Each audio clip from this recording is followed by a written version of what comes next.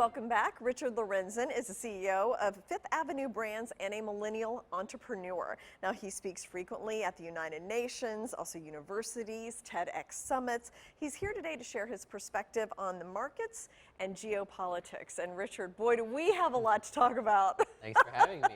It's a good morning to be here. Goodness, oh, for sure. And I mean, everybody thinks August is a sleepy month, but there's been a ton of stuff going on. Let's start with the markets. It's been extremely volatile lately. We've seen these huge swings, both up and down. I mean, what's your perspective on millennials? Do you think we're headed for a recession? Well, if you look at a lot of the data right now, it would indicate certainly that things are, that some kind of slowdown might be looming. The millennial perspective, I think, a lot of millennials are concerned. At the same time, millennials, in many cases, grew up during a period where there was a lot of financial uncertainties. That's really when millennials came of age, which is a terrifying time to come of age. In some of the most terrifying economic periods we've had since the Depression. Yes.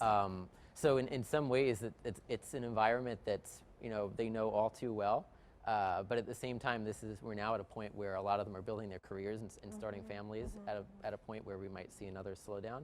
I think it's weighing on them, and you're seeing some millennials that want to seek safety in terms of career choices and financial decisions. Do you think millennials realize that was kind of an unusual time, or was that so deeply ingrained in their DNA that it's hard to recover? The thing is, they grew up not really knowing anything else for a lot of the age groups in the millennial segment. So I think, historically looking back, they can recognize that was a significant period of economic distress.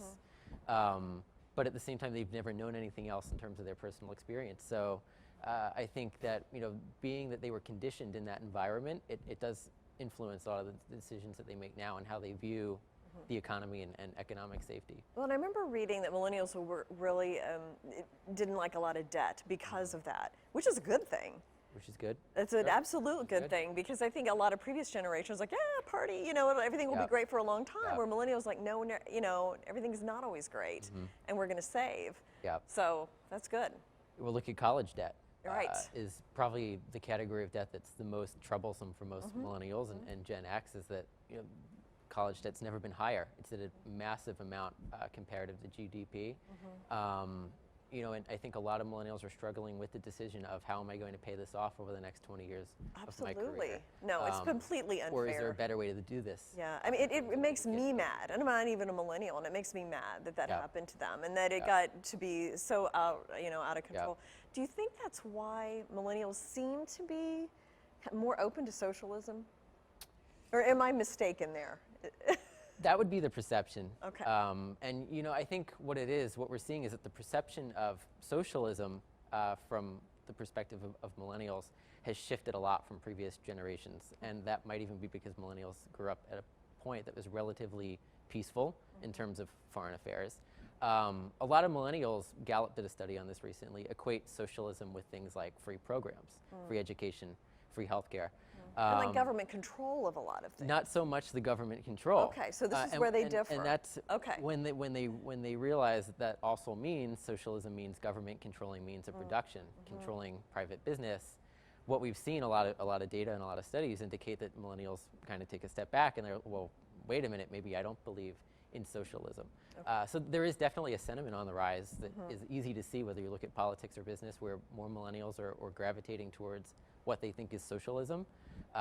It's dangerous because they're kind of in a lot of ways only being fed half of that definition of what socialism is. Well, we've heard the term socialist Democrats lately. So I mean, is there really a difference, or what's the difference there? Well, I think the difference that we need to look at is how can we, there is no doubt that college debt is a problem, healthcare costs are a problem. How can we solve those issues in a way that doesn't interfere with government controlling means of production and controlling private business?